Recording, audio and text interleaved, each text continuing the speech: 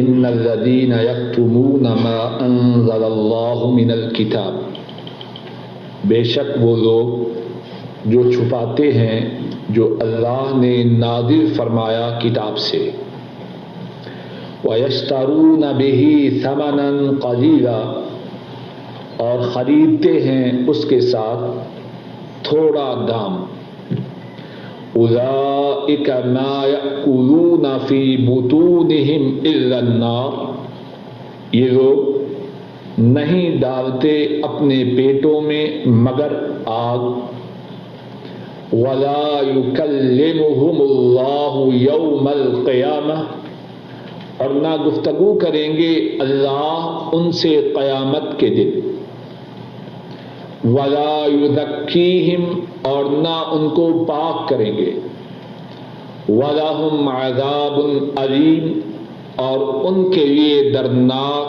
عذاب ہے۔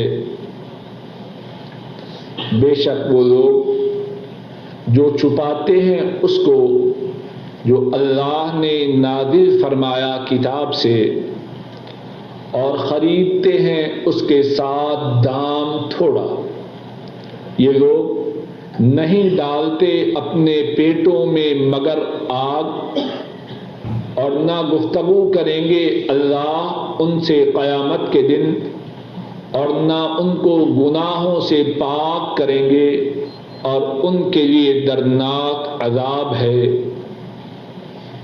انا، بے شک، الذین، جو لوگ، یکتمون، چھپاتے ہیں، اردو میں بھی کہتے ہیں کتمان حق، حق کا چھپانا، ما، جو کہ، انزل اللہ، جو اللہ نے نازل فرمایا، من الکتاب، کتاب سے، وَيَشْتَرُونَ، یشترون، خریدتے ہیں، اشترا، یشتری، اشتراء، خریدنا، ٹو پرچیز، اردو میں بھی کہتے ہیں مشتری، خریدار، بہ، اس کے ساتھ، ثمناً قلیلا، ثمن کہتے ہیں دام، مول، قلیلا، تھوڑا،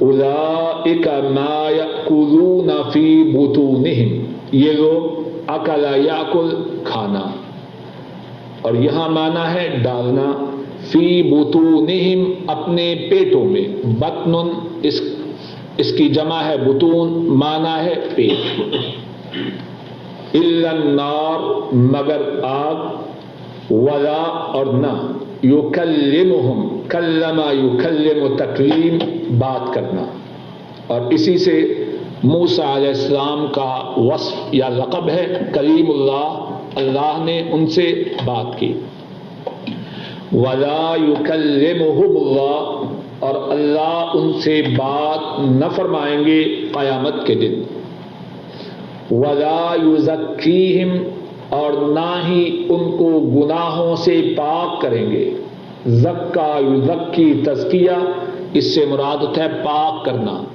اردو زبان میں بھی کہتے ہیں تزکیہ نفس، نفس کو پاک کرنا، وَلَهُمْ، اور ان کے لیے، عذاب علیم، عذاب ہے دردناک، علیم، دردناک۔ اس آیت کریمہ کے متعلق کتنی ہی باتیں ہیں، ایک بات یہ ہے کہ یہ آیت کریمہ، اس کا پس منظر یا سبب نزول کیا ہے۔ بعض مفسرین کرام نے بیان فرمایا ہے کہ اس کا پس منظر یا شان نزول یہ ہے کہ جو یہودی تھے وہ تورات میں اللہ کی جو باتیں تھیں ان کو چھپاتے تھے، ان باتوں کا تعلق حضرت محمد مصطفیٰ صلی اللہ علیہ وسلم کے ساتھ تھا، ان کو چھپا جاتے، اور کتنی ہی ایسی باتوں کو بھی چھپا جاتے جن کا تعلق حلال اور حرام کے مسائل کے متعلق تھا۔ انہی کی مذمت میں قرآن کریم کی یہ آیت کریمہ نازل۔ حدیث پاک کی کتابوں میں یہودیوں کے کتمان حق کے جو واقعات ہیں وہ مذکور ہیں کہ وہ حق بات کو کس طرح چھپانے کی کوشش کرتے ہیں۔ انہی میں سے ایک واقعہ وہ ہے جس کو حضرت امام بخاری رحمہ اللہ نے اپنی کتاب صحیح البخاری میں بیان فرمایا ہے۔ حضرت عبداللہ ابن عمر رضی اللہ تعالی عنہما اس حدیث کے راوی ہیں۔ ایک یہودی مرد اور ایک یہودی عورت رسول مکرم صلی اللہ علیہ وسلم کی عدالت میں پیش کیے گئے۔ ان دونوں نے آپس میں بدکاری کی تھی۔ رسول کریم صلی اللہ علیہ وسلم نے ان سے ارشاد فرمایا، یہودیوں سے، کیف تفعلون بمن زنا منکم، جو تم میں بدکاری کرے تم اس کے ساتھ کیا سلوک کرتے ہو؟ کہنے لگے، نحممہما ونضربہما، ہم ان کے چہروں پہ کالک مل دیتے ہیں، ان کے چہروں کو سیاہ کر دیتے ہیں اور ان کی پٹائی کرتے ہیں۔ رسول کریم صلی اللہ علیہ وسلم نے ارشاد فرمایا، کیا تورات میں بدکاری کرنے والوں کو سنسار کرنے کا حکم نہیں؟ کہنے لگے، نہیں نہیں، ایسا تورات میں کوئی حکم نہیں۔ حضرت عبداللہ ابن سلام رضی اللہ تعالی عنہ جو اسلام لانے سے پہلے بہت بڑے یہودی عالم تھے، اسی مجلس میں موجود تھے، اور تب وہ دائرہ اسلام میں داخل ہو چکے تھے۔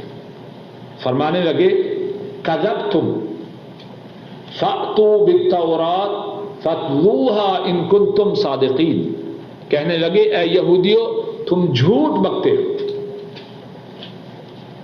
تورات لاؤ، اس کو پڑھو اگر تم اپنی بات میں سچے ہو۔ اب تورات لائی گئی، یہودیوں کا جو بڑا عالم تھا اس نے تورات کو پڑھنا شروع کیا جس مقام پر بدکاروں کو سزا دینے کا حکم تھا۔ اب جس آیت میں بدکاری کرنے والوں کو سنسار کرنے کا حکم تھا اس پر اس نے اپنا ہاتھ رکھ لیا۔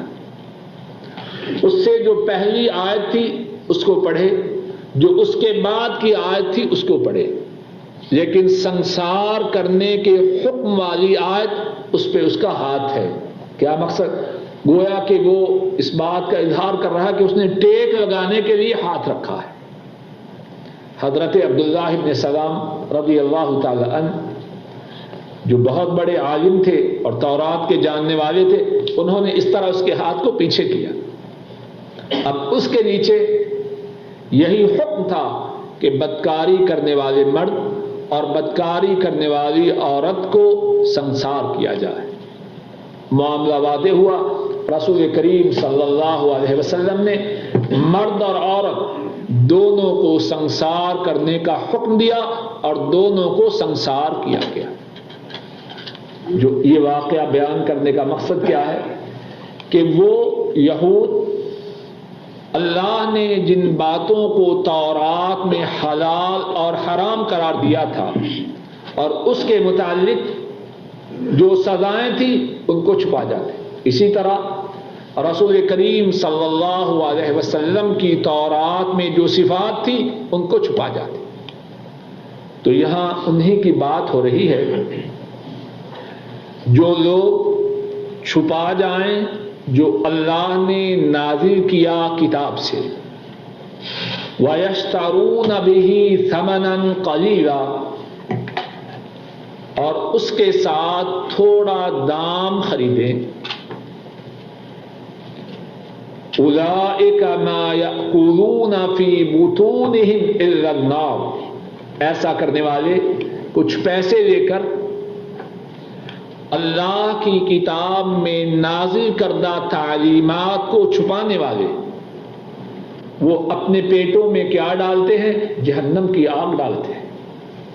وہ جہنم کی آگ کو خریدنے کا سودا کر رہے. وَلَا يُكَلِّمُهُمُ اللَّهُ يَوْمَ الْقِيَامَةِ، اللہ ان پر اتنا ناراض ہیں کہ کل قیامت کے دن ان سے گفتگو نہ کریں گے. ذرا غور کیجئے بات سمجھانے کے لیے. آدمی کسی کے گھر جائے اور وہ اس سے بات بھی نہ کرے تو جانے والے کی کیا کیفیت ہوگی؟ جب اللہ کسی سے اس دن ناراض ہو تو پھر اس کا ٹھکانہ کہاں ہوگا؟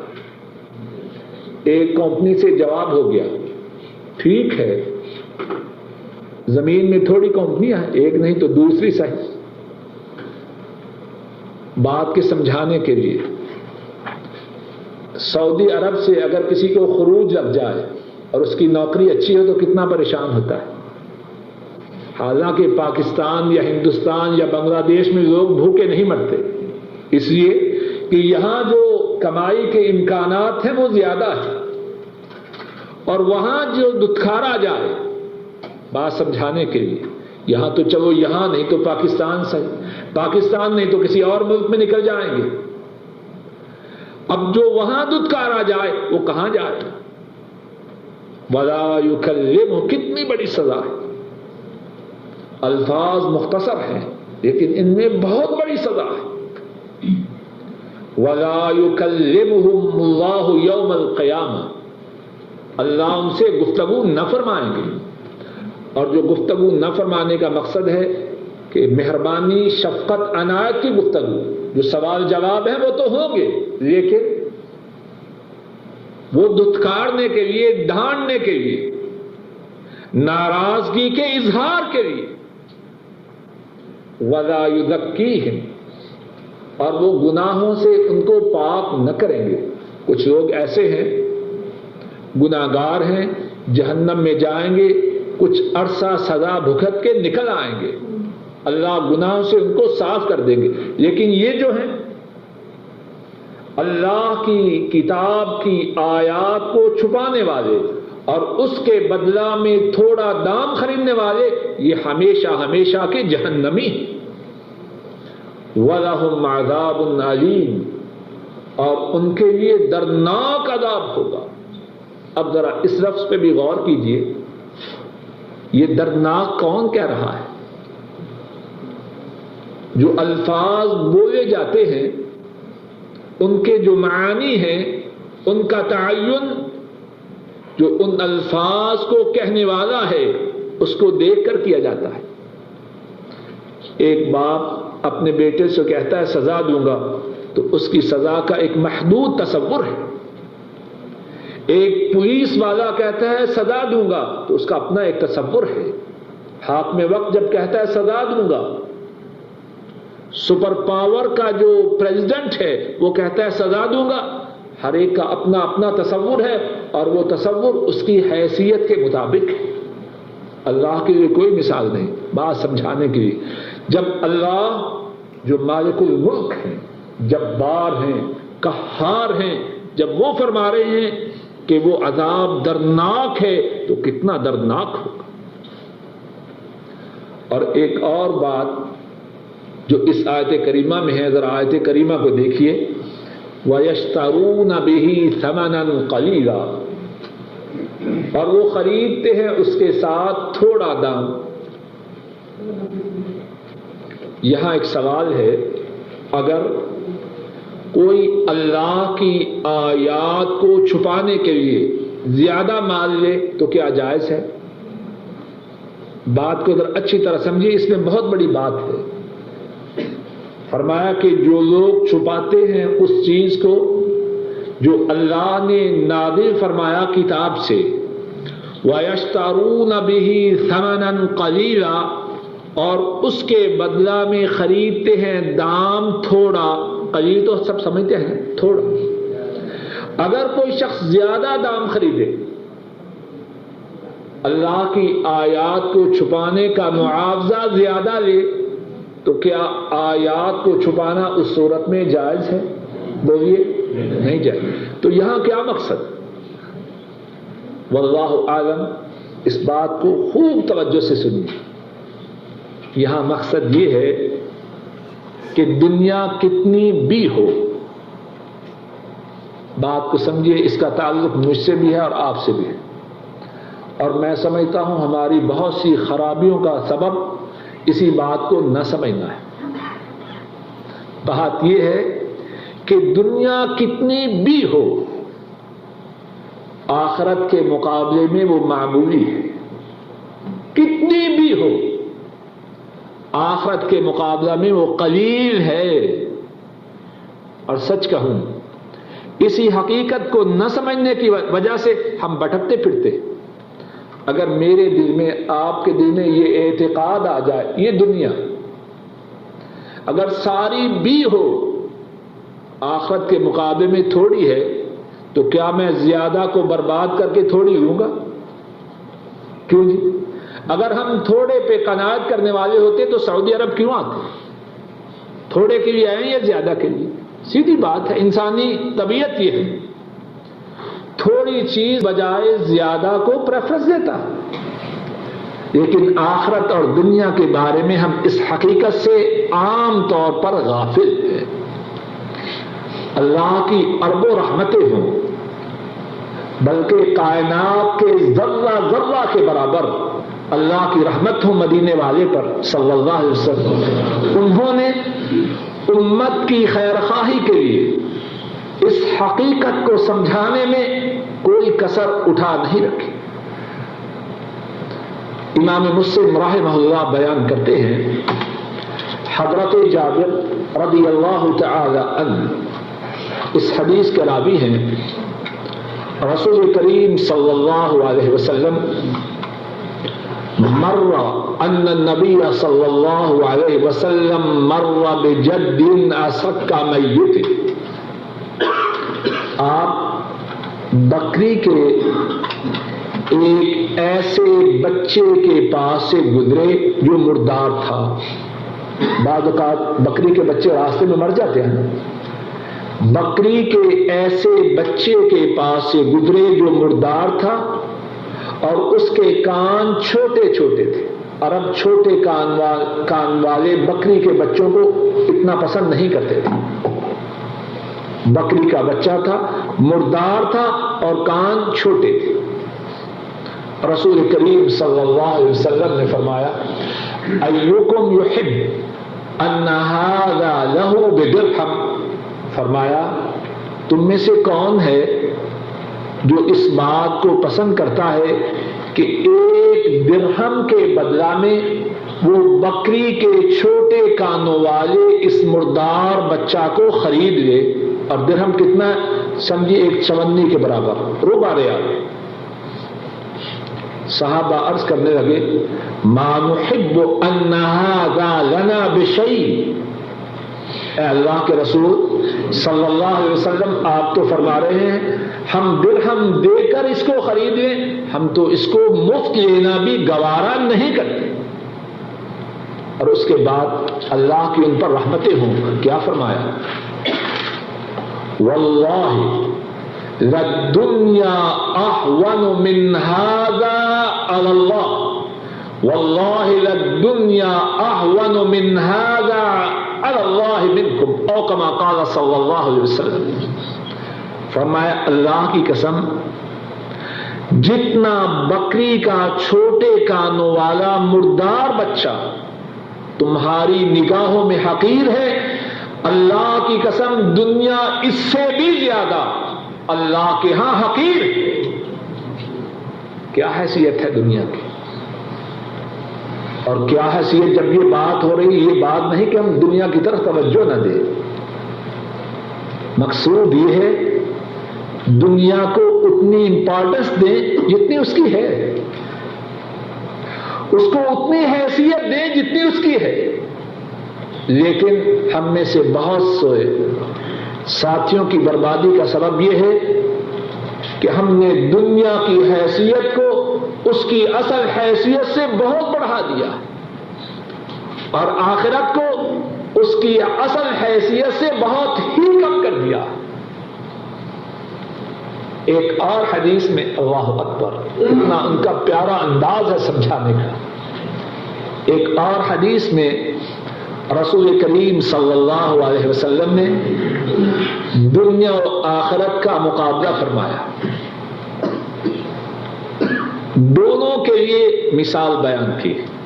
امام مسلم رحمہ اللہ بیان کرتے ہیں، حضرت المستورد بن شداد رضی اللہ تعالی عنہ اس حدیث کے راوی ہیں، رسول کریم صلی اللہ علیہ وسلم ارشاد فرماتے ہیں، واللہ ما الدنیا فی الآخرہ الا مثل ما يجعل احدکم اصبعہ فی الیم فلینظر بما یرجع۔ فرمایا اللہ کی قسم، کیوں قسم کھا رہے ہیں؟ امت پر شفقت کرتے ہوئے کہ امت کے دل و دماغ میں بات اتر جائے۔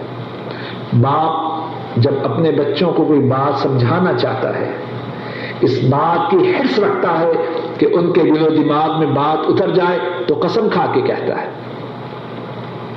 رسول کریم صلی اللہ علیہ وسلم سب باتوں سے زیادہ امت کے لیے شفقت و عنایت رکھنے والے ہیں۔ فرماتے اللہ کی قسم، دنیا کی مثال آخرت کے مقابلہ میں اس طرح ہے کہ کوئی شخص سمندر میں اپنی انگلی کو ڈالے، اب انگلی کے ساتھ پانی کے جو قطرات آ جائیں، ایک طرف وہ قطرات ہیں اور ایک طرف سمندر ہے۔ اب ذرا غور کیجیے، ان قطرات کی سمندر کے مقابلے میں کچھ حیثیت ہے؟ ان دونوں میں سے دنیا کون سی ہے؟ چند قطرات، 1 2 4 10 قطرات کہہ لیجیے، اور آخرت کی حیثیت کیا ہے؟ سمندر۔ ذرا غور کیجیے، ہم میں سے ہر شخص اپنے گریبان میں منہ ڈالے، ہمارا ٹارگٹ چند قطرات ہیں یا سمندر ہے؟ ہم میں سے کتنے ہیں جو سمندر سے غافل ہیں اور چند قطرات کے لیے شب و روز محنت کر رہے ہیں؟ پھر کہوں گا دنیا کے لیے محنت کرنا حرام نہیں، اسلام اس محنت کرنے کی ترغیب دیتا ہے، لیکن جو بات ہو رہی ہے وہ یہ ہے دنیا کے لیے اتنی محنت کی جائے جس کی وہ مستحق ہے، اور آخرت کے لیے اتنی محنت کی جائے جس کی مستحق آخرت ہے۔ ایک اور مثال میں رسول کریم صلی اللہ علیہ وسلم نے آخرت اور دنیا کے تقابل کے لیے ایک اور مثال جو حقیقی مثال ہے وہ پیش کی۔ حضرت انس رضی اللہ تعالی عنہ وہ بیان کرتے ہیں، رسول کریم صلی اللہ علیہ وسلم ارشاد فرماتے ہیں، یؤتی بأنعم اہل الدنیا من اہل النار یوم القیامہ فیصبغ فی النار صبغۃ ثم یقال هل رأيت خيرا قط هل مر بك نعيم قط۔ رسول کریم صلی اللہ علیہ وسلم فرماتے ہیں، اور آپ کا فرمان برحق اور سچ ہے، فرماتے ہیں دنیا کا وہ شخص جس نے سارے انسانوں میں سب سے زیادہ نعمتوں میں زندگی بسر کی ہوگی، لیکن وہ جہنمی ہوگا، اس کو قیامت کے دن لایا جائے۔ اب غور کیجیے وہ کیسا آدمی ہوگا؟ آدم علیہ السلام سے لے کر قیامت تک جتنے انسان ہیں، ان تمام انسانوں میں جو سب سے زیادہ نعمتوں کی زندگی بسر کر چکا ہوگا، کتنا بڑا آدمی ہوگا دنیاوی اعتبار سے، لیکن ہوگا اللہ کا نافرمان اور جہنم کا مستحق ہوگا۔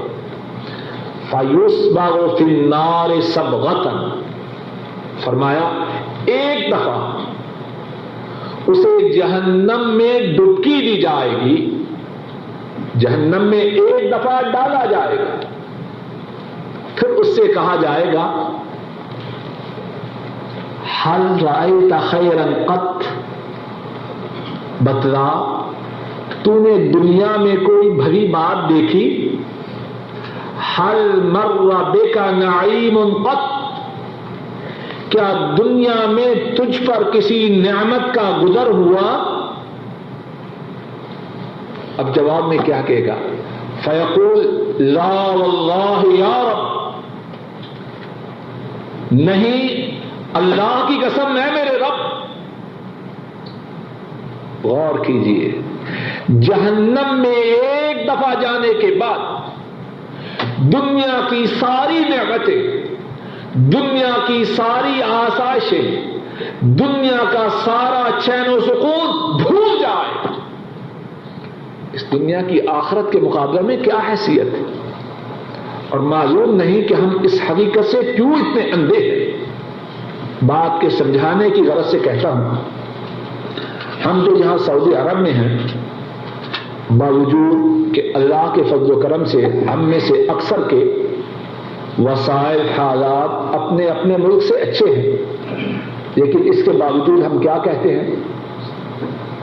یہاں جتنے وسائل ہیں اس کے مطابق خرچ نہیں کرتے، اپنے گھر کو فرنش نہیں کرتے، ہے تو نہیں ایسی بات؟ پاکستان جائیں گے، کوٹھی بنائیں گے، انشاءاللہ وہاں کسرے نکالیں گے، ہے کہ نہیں ایسی بات ہے؟ قریباً سب کے ساتھ ایسی بات ہے۔ کیوں؟ ہم سمجھتے ہیں یہاں ہمارا ٹھہرنا عارضی ہے اور پاکستان یا ہندوستان یا بنگلہ دیش میں ہمارا ٹھہرنا مستقل ہے۔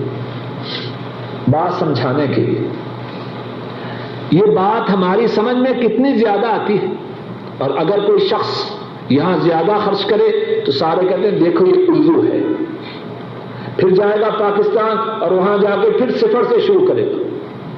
سب سمجھتے ہیں کہ نہیں اس حقیقت؟ قریباً آخرت کے متعلق کیوں نہیں سمجھتے؟ اور پھر فرق، اور بہت بڑا فرق یہ ہے کہ پاکستان، ہندوستان، بنگلہ دیش ہمارا جانا یقینی نہیں۔ کتنے ایسے ہیں وہ زندہ نہیں، ان کی لاشیں پاک و ہند یا بنگلہ دیش میں جاتی ہے کہ نہیں ایسے؟ وہاں جانا نصیب ہی نہیں، اور آخرت میں جانا یقینی ہے یا غیر یقینی ہے؟ اپنے ملک کی طرف پلٹ کے جانا یہ یقینی بات نہیں، جو یہ یقین رکھتا ہے وہ الو ہے۔ اور دوسری بات یہ ہے کہ اگر کوئی شخص یہاں سے خالی ہاتھ بھی چلا جائے تو وہاں جا کے کمانے کے، اپنے مستقبل کو بنانے کے مواقع ہیں یا ختم ہو گئے ہیں؟ کتنے لوگ ہیں جو یہاں سے گئے وہاں جا کے یہاں سے زیادہ کما رہے ہیں، لیکن آخرت میں کیا ہے؟ وہاں تو کمائی کا دروازہ بند ہے، جو کچھ ہے اب ہے، وہاں تو کچھ نہیں۔ کیوں بھولے ہوئے ہیں اس حقیقت کو؟ اور پھر ایک اور بات جو ہے تیسری اسی بارے میں، کہ یہاں کے آرام اور اپنے وطن کے آرام میں فرق ہے، لیکن وہ فرق نہیں جو دنیا اور آخرت کے آرام میں یا دنیا اور آخرت کے عذاب میں ہے۔ اب یہی حدیث جو رسول کریم صلی اللہ علیہ وسلم نے فرمائی، اور آپ کا فرمان سچ ہے، کہ دنیا میں جتنے انسان ہیں ان تمام میں سے سب سے زیادہ نعمت والی زندگی اس نے بسر کی ہوگی۔ ایک دفعہ جہنم کی آگ میں ڈالا جائے گا اور پھر پوچھا جائے گا بتلا تجھ پہ کوئی خیر گزری، تو نے کوئی نعمت دیکھی؟ قسم کھا کے کہے گا لا واللہ یا رب، اللہ کی قسم میں نے تو کوئی خیر دیکھی ہی نہیں۔ اور رسول کریم صلی اللہ علیہ وسلم نے فرمایا پھر اس کے بعد وہ شخص لایا جائے گا وَيُؤْتَى بِأَشَدِّ النَّاسِ بُؤْسًا مِنْ أَهْلِ الْجَنَّةِ،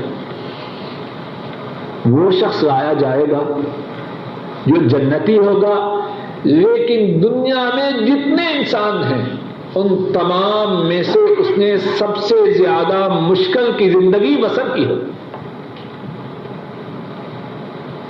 جنت میں ایک دفعہ ڈالا جائے گا، پھر اس کو نکالا جائے گا اور پوچھا جائے گا بتلا کیا تجھ پہ کوئی مصیبت آئی؟ کیا تو نے دنیا میں کوئی مشقت دیکھی؟ جواب میں عرض کرے گا اے اللہ تیری قسم میں نے تو اس سے پہلے کوئی مصیبت دیکھی ہی نہیں. ایک دفعہ جنت میں جانے کے بعد دنیا کی ساری مصیبتوں کو بھول جائے. تو یہاں جو فرمایا وَيَشْتَرُونَ بِهِ ثَمَنًا قَلِيلًا، کیا مقصد؟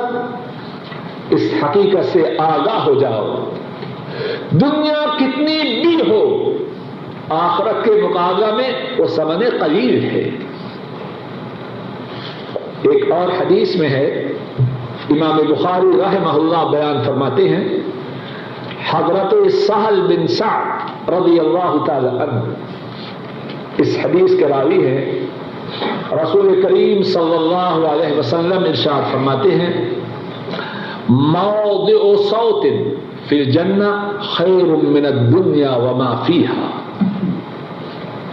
فرمایا جنت میں ایک چھڑی کے برابر جو جگہ ہے، کتنی ہے وہ؟ ایک کنال بھی نہیں، احاطہ بھی نہیں، مرلہ بھی نہیں، ایک چھڑی کے برابر جو جگہ ہے. فرمایا دنیا اور دنیا میں جو کچھ ہے وہ ان تمام سے زیادہ بہترین ہے.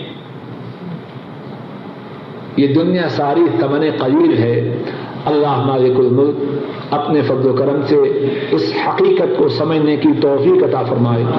ہم دنیا کے لیے کوشش کریں لیکن اتنی کوشش کریں جس کی دنیا مستحق ہے، اور آخرت کے لیے کوشش کریں اور اتنی کوشش کریں جتنی کوشش کی آخرت مستحق ہے. اور اللہ ہماری دنیا بھی اچھی کرے، آخرت بھی اچھی کرے. قرآن کریم کے سمجھنے، پڑھنے، پڑھانے، اس کی نشر و اشاعت کی توفیق عطا فرمائے. اے اللہ اپنے فضل و کرم سے ہمارے بوڑھے ماں باپ پہ رحم فرما. اے اللہ ہمارے بوڑھے ماں باپ پہ رحم